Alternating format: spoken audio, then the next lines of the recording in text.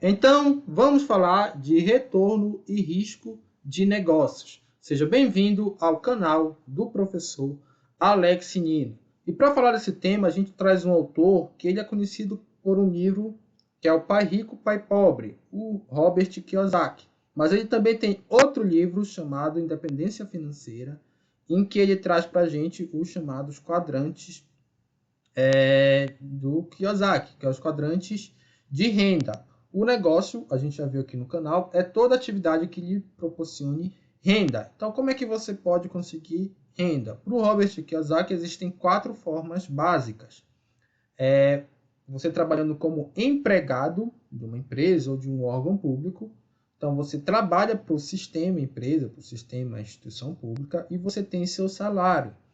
Você como autônomo, quando você é o próprio sistema, no nosso caso aqui, um médico, se ele não atender paciente, ele não tem renda. Então, ele depende do trabalho dele para conseguir renda. Ele é um autônomo. Você pode ser o dono de um negócio quando você tem um sistema que trabalha para você.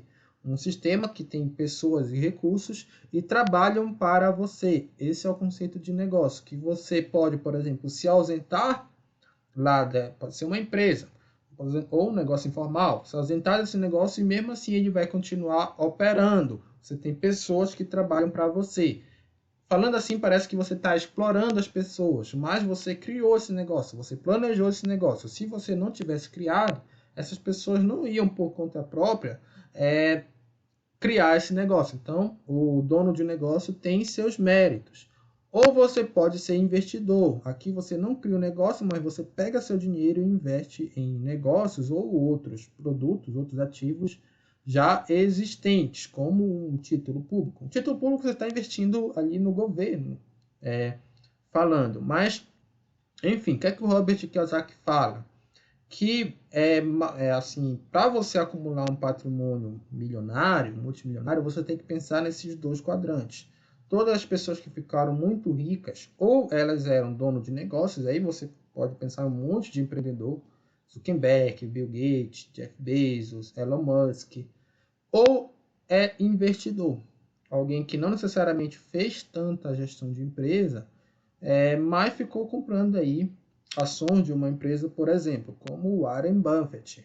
Embora ele tenha feito certa gestão de empresa, ele se destaca mais como investidor do que como empreendedor, assim como outros também que existem.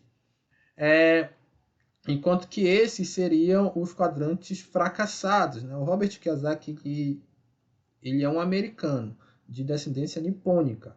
Então lá nos Estados Unidos você tem muito aquela noção de losers, né, de fracassados. Então você tem aí essa divulgação de que esses quadrantes são os quadrantes fracassados quando a gente fala de acúmulo de patrimônio. Só que aqui você tem mais segurança, aqui você teria mais liberdade, entre aspas. Né? E aí tem muita gente que assiste aulas sobre isso aqui e pensa, vou largar meu emprego e vou começar um negócio. Inclusive tem muita gente no YouTube que você mostra lá a história do cara, ele era funcionário público ganhando 20 mil por mês, mas ele não estava feliz. E aí ele resolveu largar tudo e começar a empreender e hoje ele é multimilionário. Então aí muita gente se empolga e começa a tomar essas decisões meio que malucas. E o próprio Robert Kiyosaki, no Pai Rico, Pai Pobre, ele fala que ele trabalhou como empregado, mesmo sabendo disso aqui. Porque ele estava naquela empresa não pelo dinheiro, porque ele sabe que esse quadrante ele não é o que traz mais retorno. Ele estava pelo conhecimento. Aí sim, ele usar aquele conhecimento, ele estava numa empresa que depois ele fez um negócio naquele próprio setor para aquisição de conhecimento. Daí a dica que ele dá.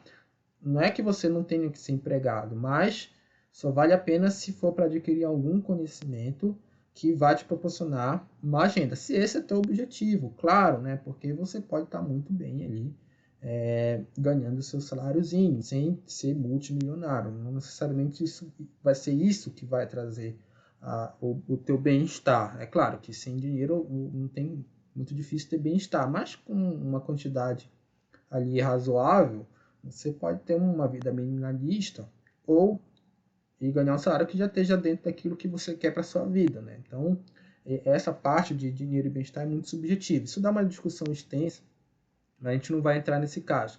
E claro, você não necessariamente está posicionado em cada um desses quadrantes. Eu, por exemplo, sou funcionário público em universidade pública, Universidade do Estado do Amapá e Instituto Federal do Amapá. Então, eu sou empregado dessas instituições. Eu tenho um canal no YouTube, ele não é monetizado, mas se ele fosse, eu poderia ser autônomo. Eu nunca ganhei dinheiro no YouTube, mas poderia ser o caso. Tá? Eu não tenho um negócio próprio, propriamente falando. Eu não tenho um sistema de pessoas trabalhando para mim. Inclusive, é importante ter essa noção, porque da diferença de autônomo para negócio, tá? Você só tem um negócio quando você não é o sistema. E eu não tenho um sistema de pessoas trabalhando para mim, mas eu poderia ter. Como eu sou funcionário público, a lei não me permite que eu faça gestão de empresa. Poderia ter um negócio informal, mas imagina que eu sou, ao invés de ser um professor da rede pública, eu sou um professor da rede privada. Aí eu poderia ter um negócio próprio sem problema. E eu sou investidor, invisto em título público, em ações na Bolsa de Valores, então poderia estar perfeitamente em todos os quadrantes, tá? Só que esses quadrantes, eu vou colocar aqui eles num gráfico que é muito mostrado, que é um gráfico de retorno financeiro por risco. Geralmente, só se mostra essa primeira parte do gráfico. Ou seja, o empregado ele tem menos retorno porque ele assume menos risco. Eu até falei aqui no canal uma vez, se uma empresa fale, o empregado ele tem uma certa garantia pela Constituição, de que a empresa vai ter que usar os ativos que ela tiver para pagar o salário. A CLT diz isso, existe uma hierarquia para você usar o dinheiro que tem na empresa em falência. E o último que está na hierarquia é o dono. E, em alguns casos, esse dono pode ficar, inclusive, com uma dívida se for uma empresa ilimitada. Então, esse dono ele tem mais riscos caso a empresa não dê certo, ele vai ficar com uma dívida. Enquanto que o empregado, somente pelas operações da empresa, ele não vai ter uma dívida, só se ele adquirir uma dívida meio que por fora na sua vida cotidiana. Tá? Então ele tem um risco menor. E o salário dele, ele tem um salário pré-determinado, que se ele continuar na empresa, ele vai receber aquilo todo mês. O chamado prolabore do patrão, ele vai variar conforme a empresa tenha lucro ou prejuízo. O autônomo, ele assume mais riscos, mas ele tende também a ter um retorno melhor do que o empregado. Tá? No caso do médico, você tem médicos que são donos de clínicas, então eles não são só médicos, eles também têm uma rede de pessoas ali trabalhando para eles. Aí também eles agem como empreendedores. Tá? É por isso que a gente pensa, dá o exemplo de médico, aí pessoas falam, mas eu conheço um médico que é multimilionário, mas provavelmente esse médico ele não trabalha sozinho, ele tem uma rede trabalhando para ele. Muitas vezes pode trabalhar sozinho, mas geralmente ele pode pegar o dinheiro como médico e investir em outras coisas, enfim. E você tem um investidor, que ele pode ser de renda fixa, tendo menos risco, e de renda variável, correndo aí mais risco, no caso um título público ou uma ação na bolsa. Típico exemplo aqui de renda fixa e renda variável. E por último, o empreendedor, que ele corre mais risco, mas se o negócio der certo, ele vai ter mais retorno.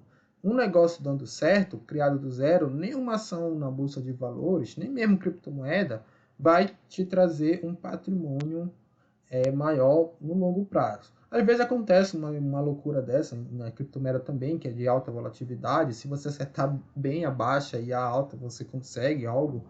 Mas, assim, a gente não vê, a maioria dos que conseguem um grande patrimônio não é dessa forma investindo, é abrindo um negócio próprio, tá?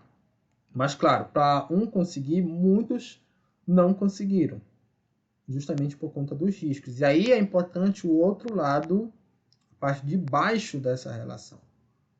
Porque o retorno, ele é negativo. Então, se o negócio próprio não der certo, olha onde ele vai estar projetado. No menor retorno. Tá? Lembra que daqui para cá é negativo. E assim também os outros quadrantes, né? Os outros tipos de ganhar renda. Então, o risco ele é importante. Porque para quem vê só essa parte de cima, diz assim, então eu vou assumir risco que eu vou ter mais retorno. mas também você pode ter maior prejuízo. Então você tem que ter muito cuidado.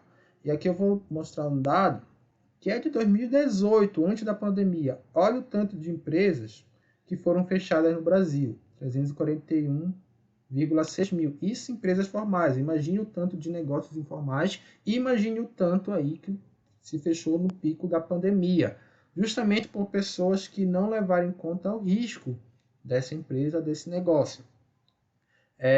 No Brasil, as pessoas empreendem por necessidade. Muitas vezes é o indivíduo ali que está desempregado e ele tenta empreender para conseguir uma renda, mas sem ter um conhecimento disso aqui, ó.